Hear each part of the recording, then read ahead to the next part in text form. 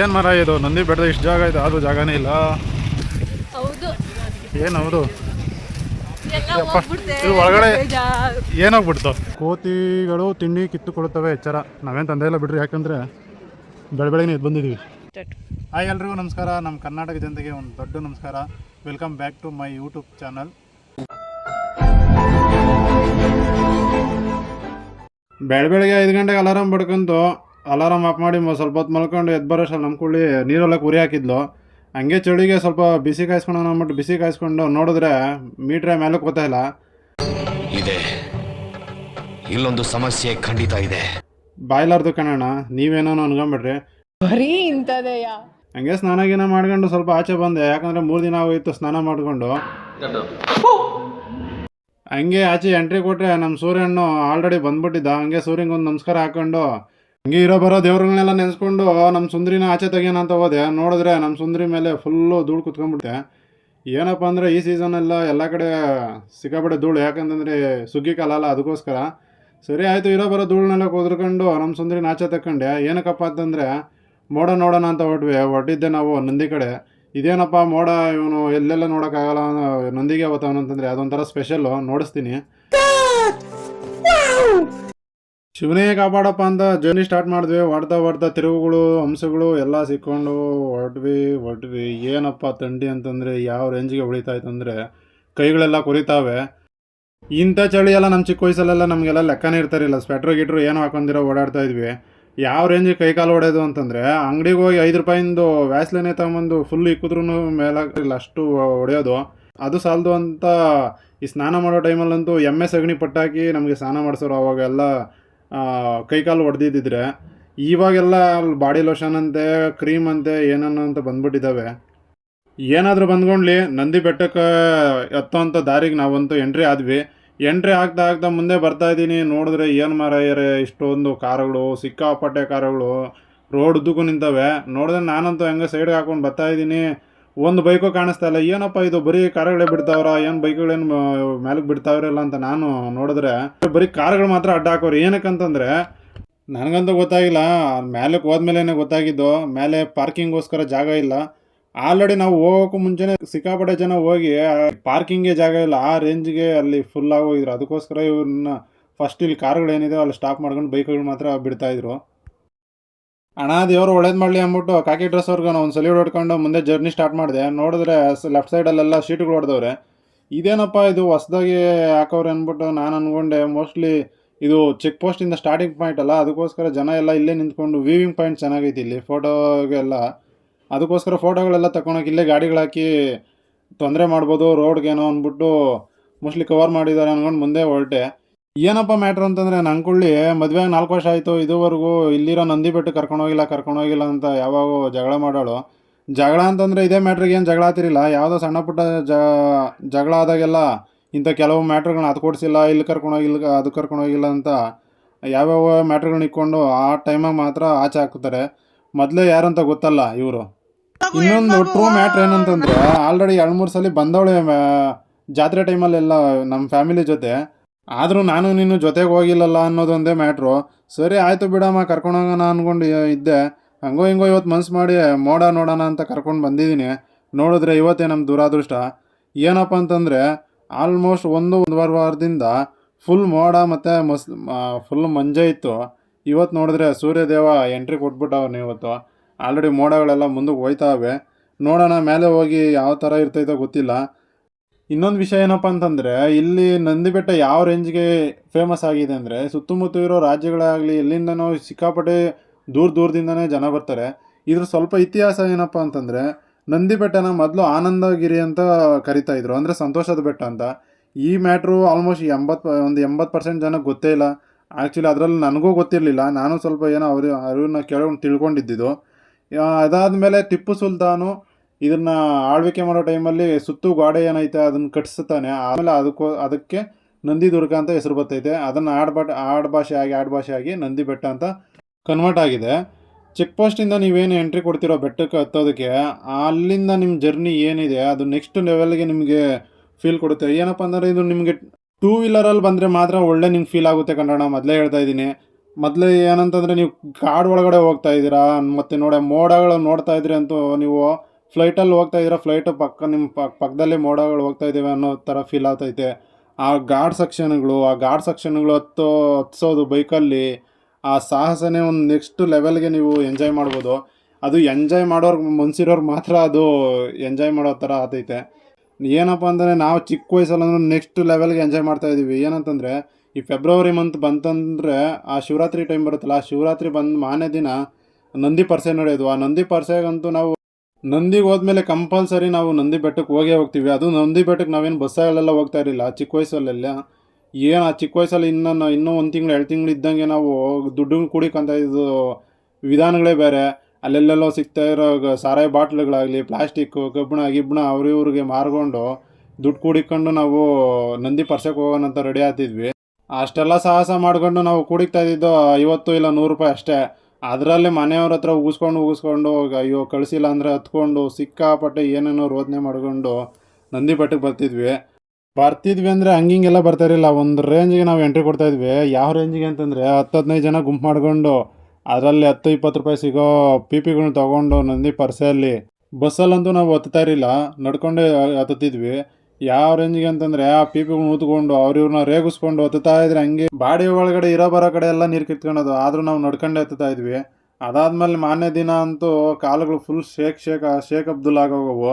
ಯಾಕಪ್ಪ ಅಂತಂದರೆ ನಡ್ಕೊಂಡೇ ಹತ್ತುತ್ತಾ ಇದ್ವಿ, ನಡ್ಕೊಂಡೇ ಇಳಿತಾ ಇದ್ವಿ. ಆ ಥರ ಗೋಲ್ಡನ್ ಡೇಸು ಇವಾಗಿಲ್ಲ.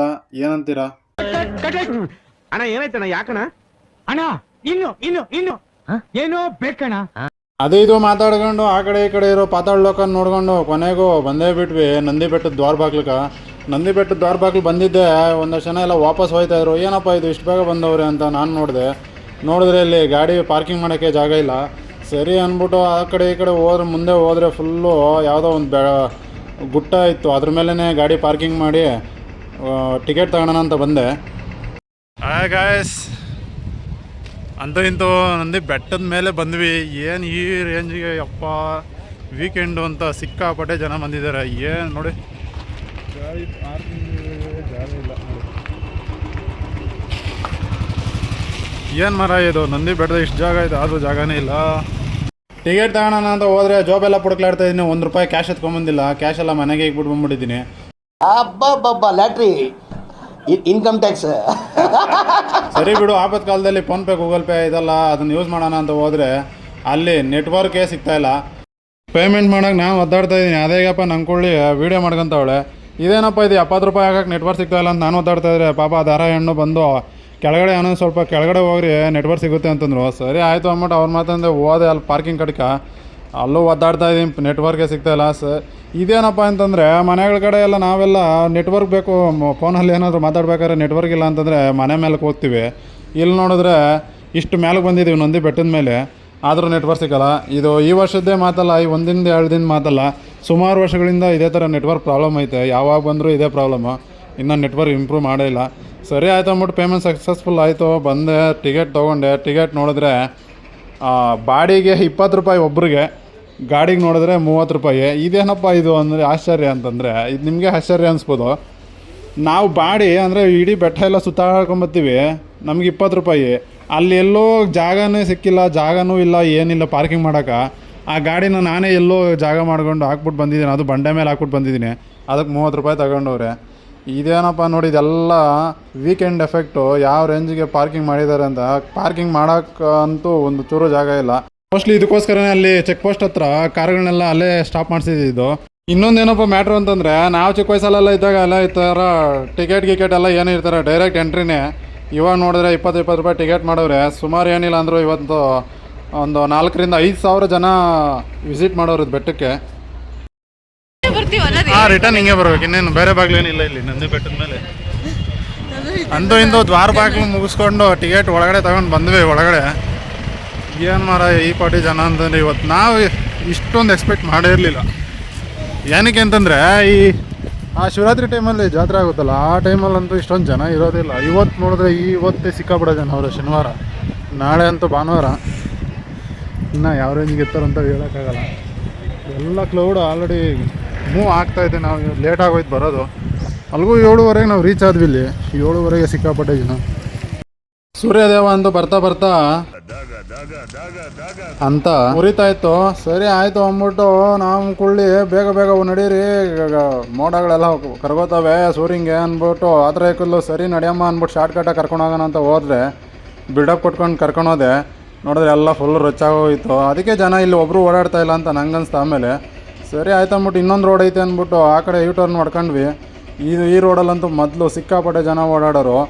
ಯಾಕಂತಂದರೆ ಆ ಜಾತ್ರೆ ಟೈಮಲ್ಲಂತೂ ಎಲ್ಲ ಯಾರು ನಡ್ಕೊಂಡು ಹೋಗ್ತಾರೆ ಎಲ್ಲ ಇದೇ ರೋಡಲ್ಲೇ ಓಡಾಡ್ತಿದ್ರು ಬೆಟ್ಟಕ್ಕೆ. ಓಡಾಡೋ ಟೈಮಲ್ಲಂತೂ ಫ್ಯಾಮಿಲಿಯಿಂದ ಯಾರು ಬಂದಿರೋರು ಫ್ಯಾಮಿಲಿ ಆಲ್ಮೋಸ್ಟ್ ಎಲ್ಲ ಈ ರೋಡಲ್ಲಿ ಬರ್ತಾರಿಲ್ಲ. ಯಾಕಂತಂದರೆ ಎಲ್ಲ ಪುಂಡ್ಪಾಕ್ರಿಗಳೇ, ಅಂದರೆ ನಾವು ಆ ಕಾಲದಲ್ಲಿ ಪುಂಡ್ಪಾಕ್ರಿಗಳೇ ಎಲ್ಲ ಪೀಪಿಗಳು ಉತ್ಕೊಂಡು ಅದಕೊಂಡು ಹೋಗಿ ರೇಗಿಸ್ಕೊಂಡು ಹೋಗ್ಯವಲ್ಲ. ಅದಕ್ಕೋಸ್ಕರ ಜನ ಫ್ಯಾಮಿಲಿ ಯಾರೂ ಬರ್ತಾರಿಲ್ಲ. ಸರಿ ಆಯ್ತು ಅಂದ್ಬಿಟ್ಟು ಇನ್ನೊಂದು ರೋಡಾಗ ಹೊರಟ್ವಿ. ಈ ರೋಡ್ ಚೆನ್ನಾಗೈತೆ ಅಂತ ನಡೀತಾ ಅನ್ನಿಸ್ತು ನಂಗೆ. ಏನಕ್ಕಪ್ಪ ಜನ ಅಂದರೆ ಇಲ್ಲಿಗೆ ನಂದಿ ಬೆಟ್ಟ ಅಂತಂದರೆ ಅಷ್ಟೊಂದು ಇಷ್ಟಪಡ್ತಾರೆ ಅಂತಂದರೆ, ಮತ್ತು ಪ್ರೇಮಿಗಳೇ ಆಗಿರಲಿ ಯಾರೇ ಆಗಲಿ ಅಷ್ಟು ನಿಶಬ್ದತೆ, ಅಷ್ಟು ಪರಿಸರ, ವಾತಾವರಣ, ಆ ವೆದರ್ರು, ಆ ಮಂಜು, ಆ ಮರಗಳ ಮಧ್ಯೆ ಬೀಳೋವಂಥ ಸೂರ್ಯನ ಕಿರಣಗಳು ಅವೆಲ್ಲ ನೋಡೋಕ್ಕೋಸ್ಕರನೇ ಎಲ್ಲೆಲ್ಲಿಂದನೋ ಜನ ಬರ್ತಾರೆ ಅಂತ ಆವಾಗ ಅನಿಸ್ತು.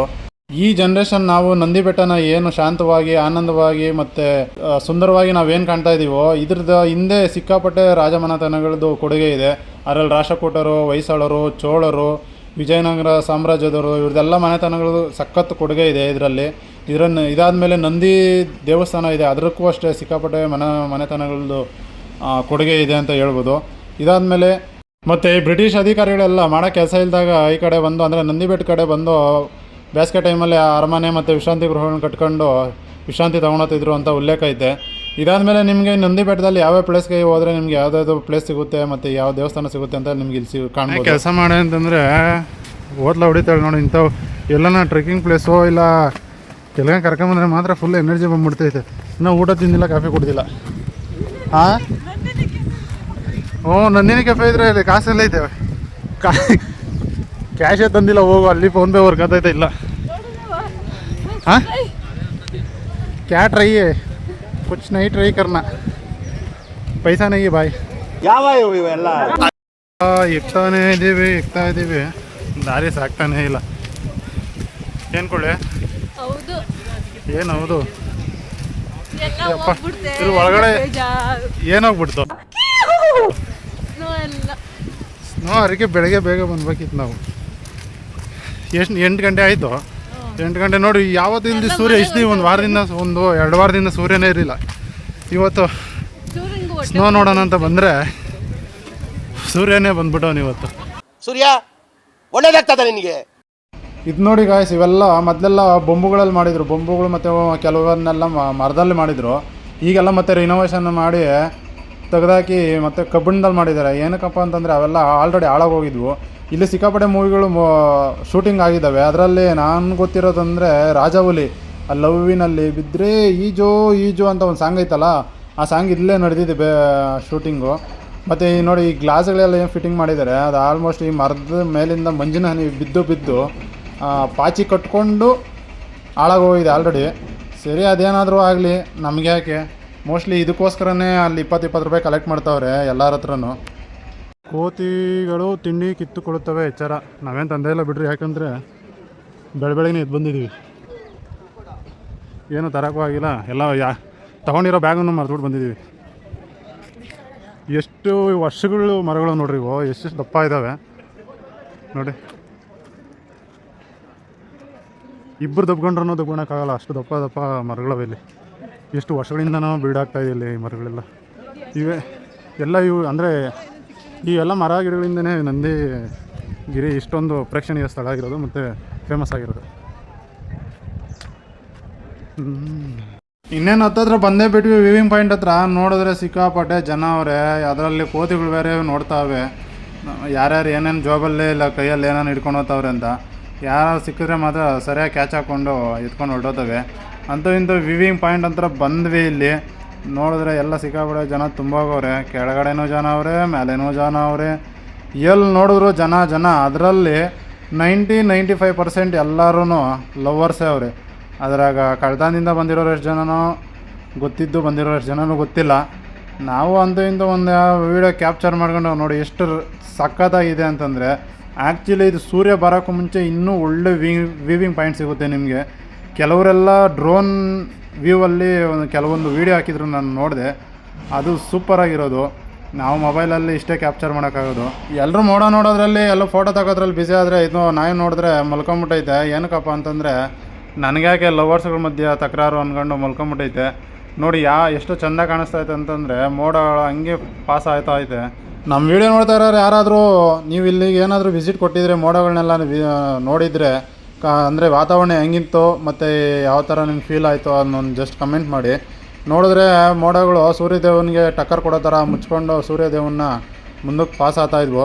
ಸರಿ ಆಯಿತು ಅಂದ್ಬಿಟ್ಟು ನಮ್ಮ ಕೋಳಿಗೂ ಹೆಂಗೋ 4 ವರ್ಷ ಆದಮೇಲೆ ಆದರೂ ನಂದಿ ಬೆಟ್ಟ ತೋರಿಸ್ತೆ ಅನ್ನೋದೊಂದು ಖುಷಿಯಿಂದ ನಾವು ದೇವಸ್ಥಾನಕ್ಕೆ ಇನ್ನೊಂದು ದೇವಸ್ಥಾನ ಹೋಗ್ಬೇಕಿತ್ತು, ಅಲ್ಲೇ ಇತ್ತು.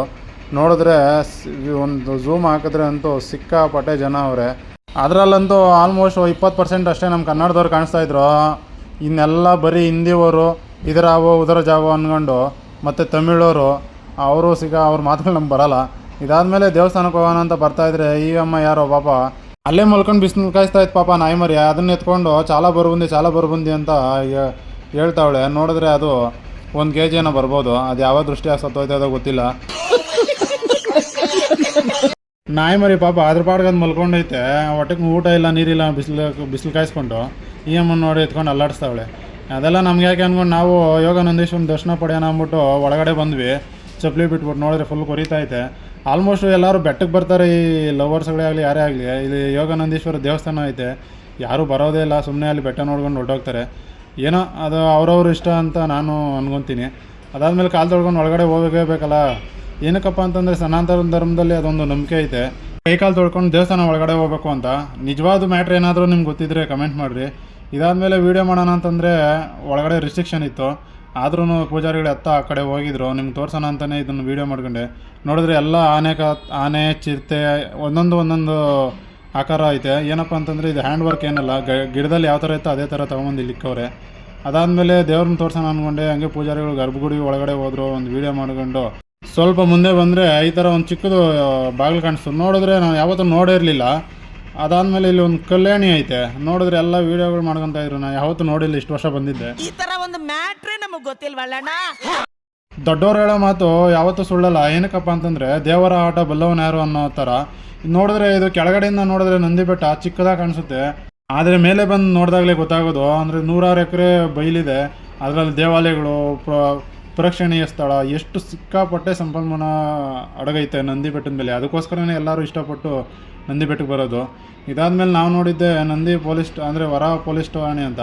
ನೋಡಿದ್ರೆ ಬಾಕ್ಲಾಕಿತ್ತು, ಪೊಲೀಸವ್ರು ಯಾರೂ ಇರಲಿಲ್ಲ. ಅದನ್ನು ಕೋತಿಗಳೇ ಕಾಯ್ತಾಯಿದ್ವು ಪೊಲೀಸ್ ಸ್ಟೇಷನ್ನ.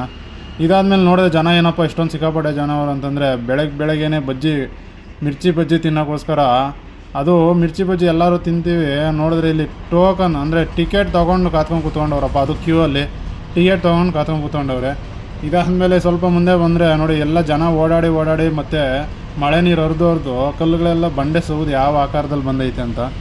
ನಂದಿ ಬೆಟ್ಟದ ಅಭಿವೃದ್ಧಿ ಪ್ರಾಧಿಕಾರ ಏನೈತೆ ಅದರಿಂದ ಒಳ್ಳೊಳ್ಳೆ ಕೆಲಸಗಳಾಗ್ತೈತೆ ಅಂತ ನನಗನ್ನಿಸ್ತೈತೆ. ಏನಪ್ಪ ಅಂತಂದರೆ ಇಲ್ಲಿ ವ್ಯೂವಿಂಗ್ ಪಾಯಿಂಟ್ ಹತ್ರ ಈ ಥರ ಚಾವಣಿಗಳು ಯಾವುದೂ ಇರಲಿಲ್ಲ, ಹೊಸ್ದಾಗಿ ಮಾಡವ್ರೆ. ನೋಡಿ ಇವ್ರು ಯಾರು ತಮಿಳಿಯನ್ಸು, ಅವ್ರ ಪಾಡ್ಗೆ ಅವ್ರು ಎಂಜಾಯ್ ಮಾಡ್ತಾವ್ರೆ ಬ್ಲೂಟೂತ್ ತೊಗೊಂಬಂದು. ಅದಕ್ಕೆ ಕಂಪ್ನಿ ಕಡೆಯಿಂದ ಬಂದಿದ್ದಾರೋ ಇಲ್ಲ ಕಾಲೇಜ್ ಕಡೆಯಿಂದ ಬಂದಿದ್ದಾರೋ ಗೊತ್ತಿಲ್ಲ. ಅವ್ರ ಪಾಡ್ಗೆ ಅವರು ಅಲ್ಲಿಂದ ಬಂದು ಇಲ್ಲಿ ಎಂಜಾಯ್ ಮಾಡೋ ಲೆವೆಲ್ಗೆ ನಮ್ಮ ನಂದಿ ಬೆಟ್ಟ ಬೆಳೆದಿದೆ ಅಂದರೆ ಖುಷಿ ಆಗ್ತದೆ. ಅದಾದಮೇಲೆ ಒಂದು ಝೂಮ್ ಹಾಕಿದ್ರೆ ಸುತ್ತು ಬರೀ ಲವರ್ಸ್ ಇದ್ದಾರೆ. ಇದರಲ್ಲಿ ಅದೆಷ್ಟು ಜನ ಒಳ್ಳೆ ಲವರ್ಸ್ ಇದ್ದಾರೋ ಇಲ್ಲ ಫೇಕ್ ಲವರ್ಸ್ ಇದ್ದಾರೋ ಯಾರಿಗಂತೂ ಗೊತ್ತಿಲ್ಲ. ಇದಾದಮೇಲೆ ನಾನು ನೋಡಿದ್ದೆ, ನೋಡಿ ಒಂದು ಹೆಣ್ಣಿಗೋಸ್ಕರ ಒಬ್ಬ ಗಂಡಸಾದವನು ಎಂಥ ಕಷ್ಟ ಆದರೂ ಬೀಳ್ತಾನೆ ಅಂತ. ನೋಡಿ ಅವ್ನು ನಡೆಯೋದೇ ಕಷ್ಟ, ಅದರಲ್ಲಿ ಆಯಮ್ಮನ್ ಬೇರೆ ಹಿಡ್ಕೊಂಡು ಹೋಗ್ತಾವನೆ. ಇಂಥವನ್ನೆಲ್ಲ ನೋಡಿ ಕೋತಿ ಪಾಪ ದಿನ ಇದನ್ನೆಲ್ಲ ಕಣ್ಣಿಂದ ನೋಡಿ ಕಂಗಾಲ ಆಗ್ಬಿಟ್ಟಿದೀನಿ. ಅಲ್ಲೆಲ್ಲ ನೋಡ್ಕೊಂಡು ನಾವು ಬಂದಿದ್ದೆ ಟಿಪ್ಪು ಟ್ರಾಪು ಮತ್ತು ಸನ್ಸೆಟ್ ನೋಡೋಂಥ ಪ್ಲೇಸ್ಗೆ. ಏನಕ್ಕಪ್ಪ ಟಿಪ್ಪು ಟ್ರಾಪ್ ಅಂತ ಹೆಸರು ಬಂತು ಅಂತಂದರೆ, ಆ ಕಾಲದಲ್ಲಿ ಟಿಪ್ಪು ಸುಲ್ತಾನು ಆಳ್ವಿಕೆ ಸಮಯದಲ್ಲಿ ಯಾರು ಜೈಲು ಶಿಕ್ಷೆಗೆ ಒಳಗಾಗ್ತಾರೆ ಕೈದಿಗಳನ್ನ, ಅವ್ರನ್ನೆಲ್ಲ ತೊಗೊಂಬಂದು ಇಲ್ಲಿ ಟಿಪ್ಪು ಅಂದರೆ ಈ ಪ್ಲೇಸಿಂದ ಕೆಳಗಡೆ ನೂಗ್ತಾ ಇದ್ನು ಅಂತ ಒಂದು ಉಲ್ಲೇಖ ಐತೆ. ಅದಕ್ಕೋಸ್ಕರ ಇದನ್ನು ಟಿಪ್ಪು ಟಾಪ್ ಅಂತ ಕರೀತಾರೆ. ಇನ್ನು ಸನ್ಸೆಟ್ ನೋಡ್ಬೇಕಂತಂದರೆ ಸಾಯಂಕಾಲ ಗಂಟೆ ಇಲ್ಲೇ ಇರಬೇಕು, ಅದು ಸಾಧ್ಯ ಇಲ್ಲ. ನೆಕ್ಸ್ಟ್ ಒಂದು ಕಾಫಿನೋ ಒಂದು ಬಟ್ರ್ ಬನ್ ತಿನ್ಕೊಂಡು ಮುಂದೆ ಹೊಡ್ತಿದ್ದಂಗೆ ನೋಡಿದ್ರೆ ಏನಪ್ಪ ಇದು ಆಶ್ಚರ್ಯ ಅಂತಂದರೆ, ಆ ಎಲೆಗಳು ಸುತ್ತೂ ಮುಳ್ಳುಗಳೇ ಇರ್ತವೆ. ಆ ಮುಳ್ಳುಗಳು ಒಳಗಡೆನೂ ಅವರು ಲವ್ವರ್ ಹೆಸರನ್ನು ಕಿತ್ಕೊಂಡವ್ರೆ ಅಂತಂದರೆ ಅವ್ರ ಲವ್ ಯಾವ ರೇಂಜಿಗೆ ಅಂತ ನಂಗೆ ಅರ್ಥ ಆಗುತ್ತೆ. ಅದರೊಳಗಡೆ ಎಷ್ಟು ಜನ ಒಂದಾಗೋರು ಎಷ್ಟು ಜನ ದೂರ ಹೋಗೋರೋ ಗೊತ್ತಿಲ್ಲ. ಅದ್ರ ಸೆಕೆಂಡ್ರಿ. ಅದಾದಮೇಲೆ ನೀವು ಬೆಟ್ಟದ ಮೇಲೆ ಬಂದಾದಮೇಲೆ ನೀವು ಓಡಾಡೋಕ್ಕಾಗಲ್ಲ ಅಂತಂದರೆ ನೀವು ಅಲ್ಲೇ KSTDCಯಿಂದ ಒಂದು ಕ್ಯಾಬ್ ಇರುತ್ತೆ, ಕ್ಯಾಬ್ ಸೌಲಭ್ಯದಿಂದ ನೀವು ಓಡಾಡ್ಬೋದು. ಇಲ್ಲ ನೀವು ಸಂದಿಗೊಂದಿ ಓಡಾಡಬೇಕು ಅಂತಂದರೆ ನೀವು ನಡ್ಕೊಂಡೇ ಓಡಾಡಬೇಕು. ಇನ್ನೇಂಗುಳಿ ಎಲ್ಲ ನೋಡ್ದಾ ಮಾಡೋಗಳು 5 ವರ್ಷಕ್ಕೆ ಕರ್ಕೊಂಡ್ ಬಂದಿದ್ದೆ. 5 ವರ್ಷಕ್ಕೆ ಕರ್ಕೊಂಬಂದು 2 ವರ್ಷಕ್ಕೆ 1 ವರ್ಷಕ್ಕೆ 1 ದಿನಕ್ಕೆ ಕರ್ಕೊಂಬತ್ತಿದ್ದು ನಾವು. ಹೆಂಗೋ ಮೋಡ ನೋಡಬೇಕು ಅಂತಂದೆ ಅಟ್ಲೀಸ್ಟ್ ಸ್ವಲ್ಪನಾದರೂ ತೋರಿಸಿದ್ದೀನಿ. ಅದು ನಿನ್ನ ತಪ್ಪು, ನೀನು ಎದ್ದಿಲ್ಲ ಅಂದರೆ ನಾವೇನು ಮಾಡೋಕ್ಕಾಗಲ್ಲ. ನೀನು ಎದ್ದಿಲ್ಲ, ನಾವು ಬೇಗ ಬರೋಕ್ಕಾಗಿಲ್ಲ. ಸರಿ, ಇನ್ನೇನು ಮತ್ತೆ ಖುಷಿ ಆಯ್ತಾ? ಹ್ಞೂ, ಇದೇ ಖುಷಿ ವಿಚಾರಕ್ಕೆ ಏನಾನು ಹೇಳ್ತೀಯಾ? ಏನು ನಂದಿನಿಯಲ್ಲಿ ಹಾಂ, ಬಟರ್ ಬನ್ನು ಕಾಫಿ ಎಲ್ಲ ಕುಡಿದಿದ್ದು ಸಕ್ಕತ್ತಾಗಿತ್ತು ಚಳಿಗೆ. ಸಗದಾಗಿತ್ತು. ಹೌದಾ? ಬಿಸಿ ಬಿಸಿ ಸ್ಯಾಂಡ್ವಿಚ್ಚು ಹ್ಞೂ, ಬಿಸಿ ಬಿಸಿ ತಿಂದು ಸ್ಯಾಂಡ್ವಿಚ್ಚು ಯಾವತ್ತಿಂದಿ ನಂಬಿಟ್ಟು? ನೀನಲ್ಲಿ ಹೋಗಿದ್ದೆ ನಾನು ತಗೊಂಡಿದ್ದೆ. ಹೌದಾ? ಪಾಪ ನಮ್ಮ ಪಾಪ ಇಲ್ಲಿಂದ ಎನ್ವಿರಾನ್ಮೆಂಟ್ ನೋಡ್ತಾ ಇದ್ರೆ ಹಂಗೆ ಇಲ್ಲೊಂದು ಮನೆ ಮಾಡ್ಕೊಂಡು ಇಲ್ಲೇ ಇದ್ಬಿಡೋಣ ಅನಿಸ್ತೈತೆ. ಆಯ್ತು, ಆಮೇಲೆ ಆದರೆ ಗೌರ್ಮೆಂಟ್ ಕಡೆಯಿಂದ ಅವೆಲ್ಲ ಸಾಧ್ಯ ಇಲ್ಲ, ಆ ಥರ ಪರ್ಮಿಷನ್ ಕೊಡೋದು ಇಲ್ಲ. ಕೊಟ್ರೂ ಅಕ್ಕಿ ಬೇಳೆಗೆಲ್ಲ ಸಿಕ್ಕಾಪಟ್ಟೆ ತೊಂದರೆ ಆಗ್ತೈತೆ ಕಣ್ರಣ. ಇಲ್ಲಿ ಏನಾದರೂ ಕೆಲಸಕ್ಕೆ ಬರೋ ವಿಷಯನ ಯೋಚನೆ ಮಾಡಬೇಕು ಅಂದ್ಕೊಂಡು ನಾನು ಹಂಗೆ ಮುಂದೆ ಬಂತಂದರೆ ನೋಡಿದ್ರೆ ಏನೋ ಬೋರ್ಡ್ ಹಾಕಿದ್ರು. ಏನಪ್ಪ ಇದು ಅಂತಂದರೆ ಪ್ಯಾರಾಗ್ಲೈಡಿಂಗ್ ಮಾಡೋರು, ಅಂದರೆ ಯಾರಾದರೂ ಅಡ್ವೆಂಚರ್ ಇಷ್ಟಪಡೋವಂಥವ್ರು ಇಲ್ಲಿ ಬಂದು ನೀವು ಸ್ಲಾಟ್ನ ಬುಕ್ ಮಾಡ್ಕೊಬೋದು. ಮೊದಲೇ ಬುಕ್ ಮಾಡ್ಕೊಬೇಕು. ಸನ್ರೈಸಿಂದ ಹಿಡಿದು ಸನ್ಸೆಟ್ವರೆಗೂ ನಿಮ್ಗೆ ಸಿಗುತ್ತೆ. ಬಂದರೆ ಯಾವಾಗ ಬಂದು ಇಲ್ಲಿ ಪ್ಯಾರಾಗ್ಲೈಡಿಂಗ್ ಮಾಡ್ಕೊಂಡು ಹೋಗ್ರಿ. ಜಸ್ಟ್ 2,000 ಅಂತೆ. ನಮಗಲ್ಲೇ ಒಂದು ಪ್ಲೇಸ್ ನೋಡೋಕೆ ಸಿಕ್ಕಿದ್ದು ಯಾವುದಪ್ಪ ಅಂತಂದರೆ ಯುವರತ್ನ ಮೂವಿಯಲ್ಲಿ ಪ್ರಕಾಶ್ ರೈ, ಪುನೀತ್ ರಾಜ್ಕುಮಾರ್ ಮತ್ತು ಅವ್ರ ಫ್ರೆಂಡ್ ಬಂದು ಇಲ್ಲಿ ಡಿಸ್ಕಷನ್ ನಡೆಸ್ತಾರಲ್ಲ, ಆ ಸೀನ್ ಇಲ್ಲೇ ತೆಗ್ದು ಶೂಟಿಂಗ್ ಆಗಿರೋದು. ಅದಾದಮೇಲೆ ನಾವು ಸ್ವಲ್ಪ ಕೆಳಗಡೆ ಬಂದ್ವಿ. ಇದು ನೋಡಿದ್ರೆ ಚಿಕ್ಕಬಳ್ಳಾಪುರ ವ್ಯೂ ಪಾಯಿಂಟ್ ಅಂತ. ಅದಾದಮೇಲೆ ಪ್ಯಾರಾಗ್ಲೈಡಿಂಗು ನೀನು ಮಾಡ್ತೇನೆ ಕುಳ್ಳಿ ಅಂತಂದರೆ ನಮ್ಮ ಕುಳ್ಳಿ ಫುಲ್ಲು ಸ್ಟನ್ ಆಗೋದ್ಲು. ಯಾಕಂತಂದರೆ ರೀಸೆಂಟಾಗಿ ವಂಡರ್ಲಾ ಕರ್ಕೊಂಡೋಗಿ ಬಿದ್ದಿದ್ದು ಪಾಡು ಸಾಕು. ಯಾಕಪ್ಪ ಅಂತಂದರೆ ಸಣ್ಣ ಮಕ್ಳು ಆಡೋಲ್ಲ, ಅಂಥ ಆಟಗಳು ಆಡ್ಕೊಂಡು ಸುಮ್ಮನೆ ಆಗೋದು. ಸುಮ್ಮನೆ ಟಿಕೆಟ್ ತೊಗೊಂಡಿದ್ದು ವೇಸ್ಟ್ ಆಗೋಯ್ತು. ಎಷ್ಟು ಸಗದಾಗಿ ಕಾಣಿಸ್ತಾಯಿತ್ತು ಅಂತಂದರೆ ಪ್ಯಾರಾಗ್ಲೈಡಿಂಗು ಸಿಕ್ಕಾಪಟ್ಟೆ ಸಗದಾಗಿ ಕಾಣಿಸ್ತಾಯಿತ್ತು. ಅದು ಎಲ್ಲಿಂದ ಬಿಡ್ತಾವ್ರೆ ಅಂತ ನಾವು ಹುಡ್ಕೊಂಡು ಹೋಗಿ ಸಾಕಾಗೋಯ್ತು. ಯಾಕಂದರೆ ಊಟ ಏನೂ ಮಾಡಿರಲಿಲ್ಲ, ಅದಕ್ಕೆ ಸುಸ್ತಾಗಿ ಬಂದುಬಿಟ್ವಿ. ನೋಡಿ ಯಾವ ರೇಂಜಿಗೆ ವ್ಯೂ ಪಾಯಿಂಟು ಸಿಗ್ತಾಯಿದೆ ಅಂದರೆ ನಿಮಗೆ ಮುದ್ದೇನಹಳ್ಳಿ, ಚಿಕ್ಕಬಳ್ಳಾಪುರ ಎಲ್ಲ ನಿಮ್ಗೆ ನೋಡೋಕ್ಕೆ ಸಿಗುತ್ತೆ ಇಲ್ಲಿಂದ. ಇನ್ನೊಂದು ಏನಪ್ಪ ಬೇಜಾರು ವಿಷಯ ಅಂತಂದರೆ ನಮ್ಮ ನಂದಿ ಬೆಟ್ಟಕ್ಕೆ ಇದುವರೆಗೂ ಸ್ಕೈ ವೈರೋಪಿಂಗ್ ಸಿಸ್ಟಮ್ ಬರಲೇ ಇಲ್ಲ. ಅದು ಆ ಕಾಲದಲ್ಲೇ ನಾವು ಚಿಕ್ಕ ವಯಸ್ಸಲ್ಲಿದ್ದಲ್ಲೇ ಶಂಕರ್ನಾಗ್ ಅವರು ಪ್ಲ್ಯಾನ್ ಮಾಡಿದ್ರಂತೆ ನಂದಿ ಬೆಟ್ಟಕ್ಕೆ ಸ್ಕೈ ವೈರೋಪಿಂಗ್ ಹಾಕ್ಸೋದಕ್ಕೆ. ಬಟ್ ಅವ್ರು ಅಚಾನಕ್ಕಾಗಿ ತೀರ್ಕೊಂಡ್ರು. ಅವ್ರು ಸತ್ತು ಎಷ್ಟೋ ವರ್ಷಗಳು ಕಳೆದೋದ್ವು, ಎಷ್ಟೋ ಸರ್ಕಾರಗಳು ಬಂದು ಹೋದ್ವು. ಆದರೆ ಅವರ ಕನಸನ್ನು ನನಸು ಮಾಡೋಕ್ಕೆ ಇದುವರೆಗೂ ಯಾವುದೇ ಸರ್ಕಾರದಿಂದ ಆಗೇ ಇಲ್ಲ. ನೆಕ್ಸ್ಟ್ ಜನ್ರೇಷನ್ಗೆ ಏನಾದರೂ ಓಡಾಡೋ ಅಷ್ಟು ಪ್ಲ್ಯಾನ್ ಮಾಡ್ತಾ ಇದ್ದಾರೋ ಇನ್ನೂ ಗೊತ್ತಿಲ್ಲ. ಇನ್ನೊಂದು ಕರೆಕ್ಟ್ ಮ್ಯಾಟ್ರ್ ಏನಪ್ಪ ಅಂತಂದರೆ ಜನಸಾಮಾನ್ಯರು ಅಂದ್ಕೊಂಡಷ್ಟು ಸರ್ಕಾರಿ ಕೆಲಸಗಳು ಯಾವುದೇ ಅಷ್ಟೇ ಬೇಗ ಆಗೋಲ್ಲ. ಸರಿ ಆಯ್ತು ನನಗೆ ಯಾಕೆ ಅಂದ್ಬಿಟ್ಟು ನಾನು ಸುಮ್ಮನೆ ಬಂದೆ. ನೋಡಿದ್ರೆ ಇಲ್ಲಿ ಅರ್ಧ ಹಾರ್ಟ್ ಒಣಗೆ ಹೋಗೈತೆ. ಯಾವ ಪ್ರೇಮಿಗಳು ಮುಟ್ಟಿದ್ರೋ ಗೊತ್ತಿಲ್ಲ. ನೀವೆಲ್ಲ ನಂದಿ ಬೆಟ್ಟ ಎಲ್ಲ ಸುತ್ತಾಕೊಂಡು ಅಲ್ಲೆಲ್ಲ ನೋಡ್ಕೊಂಡು ನಂದಿ ಬೆಟ್ಟದ ಸೆಂಟ್ರಿಗೆ ಬಂದರೆ ನಿಮಗೆ ಈ ವೈಟ್ ಹೌಸ್ ನೋಡೋಕ್ಕೆ ಸಿಗುತ್ತೆ. ಇದೇನಪ್ಪ ಅಂತಂದರೆ ಆ ಕಾಲದಲ್ಲೆಲ್ಲ ಒಳ್ಳೊಳ್ಳೆ ಅಂದರೆ ರಾಜಕಾರಣಿಗಳಾಗಲಿ ಯಾರೇ ಆಗಲಿ ಇಲ್ಲಿ ಬಂದು ರೆಸ್ಟ್ ತೊಗೊಳಕ್ಕೋಸ್ಕರನೇ ಇದು ಮಾಡಿರ್ಬೋದು ಅಂತ ನನಗನ್ಸುತ್ತೆ. ಅದು ಕರೆಕ್ಟ್ ಮ್ಯಾಟ್ರ್ ಏನಂತ ನನಗೂ ಗೊತ್ತಿಲ್ಲ. ಈ ವೈಟ್ ಹೌಸ್ ಮುಂದೆ ನಿಮಗೆ ಜವಾಹರ್ಲಾಲ್ ನೆಹರೂದು ಸ್ಟ್ಯಾಚ್ಯೂ ನೋಡೋಕ್ಕೆ ನಿಮ್ಗೆ ಸಿಗುತ್ತೆ. ಇದಾದಮೇಲೆ ಇನ್ನು ಸ್ವಲ್ಪ ಮುಂದೆ ಹೋದರೆ ನಿಮಗೆ ಗಾಂಧಿ ವಿಶ್ರಾಂತಿ ಧಾಮ ಅಂತಲೂ ಸಿಗುತ್ತೆ. ಅದರ ಒಳಗಡೆ ಸಾರ್ವಜನಿಕರಿಗೆಲ್ಲ ಅವಕಾಶ ಇಲ್ಲ ಹೋಗೋದಕ್ಕೆ, ಬರೀ ರಾಜಕಾರಣಿಗಳು ಮಾತ್ರ ಹೋಗ್ಬೋದು ಅನಿಸುತ್ತೆ. ನಾವು ಸಾರ್ವಜನಿಕರೆಲ್ಲ ಅಂದ್ಕೊಂಡು ನಾನು ಮನೆ ಕಡೆ ಹೊರಟ್ವಿ ಅಷ್ಟೇ.